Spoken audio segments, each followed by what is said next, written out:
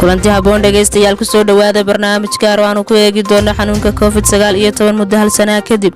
qodobada aanu barnaamijka ku eegi doono waxaa kamid ah waa sidee xaalka COVID-19 guud ahaan caalamka saameynta uu xanuunku ku yeeshay qaaradda Afrika iyo Soomaalida, dhibaatooyinka dhaqaale ee xanuunku sababay, inkastoo uu xanuunku waxyeelo nafeed iyo mid dhaqaaleba geystay. dhanka kale maxay yihiin faa'iidooyinka xanuunka laga dhaxlay, halkee ayuu marayaa talaalka xanuunka COVID-19 iyo wejiga cusub ee xanuunku baryahan dambe yeeshay. barnaamijkan waxaa si wada jira idin la socodsiin doona anigoo Najuum Bulaale iyo Rooda Maxamed. ku soo dhawow Rooda. mahadsanid Najuum Bulaale.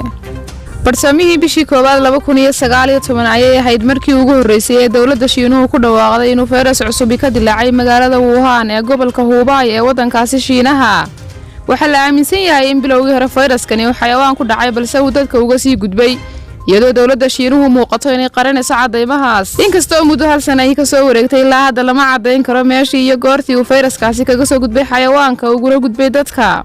ilaa iyo hadda tiro gaadhaysa 218 dawladood oo caalamka ah oo isugu jira kuwa la aqoonsan yahay iyo kuwa aan la aqoonsanayn ayaa xaqiijiyay in xanuunkaasi saameeyay, iyadoo kiisaska guud ahaan wadamadaasi laga diiwaan geliyay ay kor u dhaaftay 80.4 milyan, dadka ka bogsadayna ay 45.7 milyan, halka ay dhimashadu gaadhayso 1.8 milyan. wadamada uu saameynta xooggan ku yeeshay xanuunkani waxaa kamid ah Mareykanka, Hindiya, Brazil, Ruushka, Faransiiska, Britain, Turki, Talyaani, Spain, Germany iyo Colombia. caabuqa oo heerka faafidiisu aad u sareyso ayaa saameyn aad u ballaaran u geystay adduunka.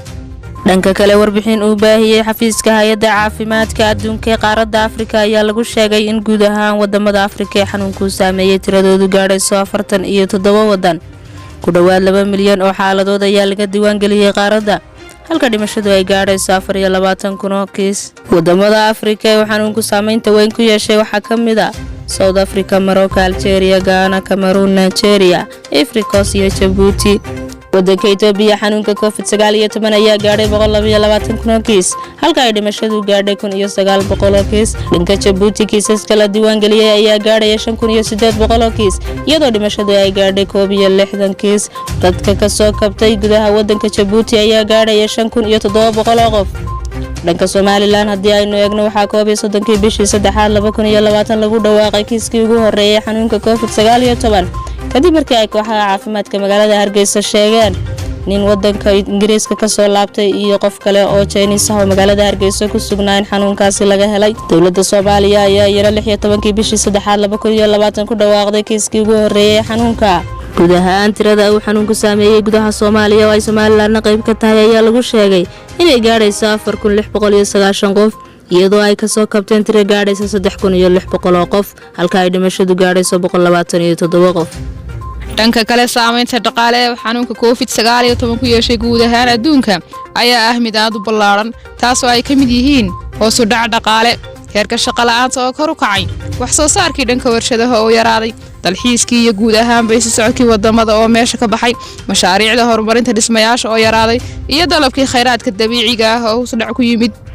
inkastoo uu xanuunku dad badan noloshooda galaaftay, qaar kalena uu siyaabo kale u saameeyay, haddana waxaa jira inuu xanuunku faa'iidooyin kale u yeeshay dadka iyo deegaankaba, sida ay ku doodayaan cilmi baadhayaal, siyaasiyiin iyo dadka u ololeeya ilaalinta deegaanka. waxaa jira hoos u dhac weyn oo ku yimi heerka wasakhowga hawada kadib markii uu yaraaday wax soo saarkii warshadaha iyo isu socodkii gaadiidka, kaasi oo sababay in qiiqii hawada geli jiray yaraaday. waxaanay ku talinayaan in laga fikiro sidii loo sii joogtayn lahaa isbedelkaasi ilaa koronaha kadib. dhinaca tiknoolajiyadda waxaa la gaadhay horumaro ballaaran, waxaana la soo kordhiyay barnaamijyo horle ay bulshooyinku aad uga faa'iideen.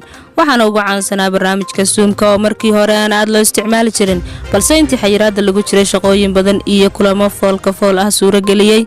dhanka talaalka, dalka Britain ayaa ah dalkii ugu horeeyay ansixiyay daawada loogu talagalay coronavirus. Margaret oo ah haweeneyda ugu weyn ayaa noqotay qofkii ugu horeeyay qaata talaalka guud ahaanba adduunka. talaalka oo leh 3 marxaladood, marxaladda koowaad iyo marxaladda labaad ayaa la siinayaa dadka si loo xaqiijiyo inay soo saarto jawaab celin difaac iyo go'aaminta qiyaasta saxda ah, halka marxaladda saddexaad la siinayo xogta labada kooxood si taxadir leh loo barbar dhigayo si loo arko haddii talaalku uu ammaan yahay waxtarna uu leeyahay cudurkii loo qorsheeyay. dadka ugu horeeya ee talaalkan lagu tijaabinayo waxaa ka mid ah shaqaalaha caafimaadka, dadka da'doodu aadka u weyn tahay iyo siyaasiyiinta. ugu dambeyn waxaa jira weji cusub oo coronavirus ah kaasi oo lagu arkay wadanka UK iyo meel kale oo caalamka ah.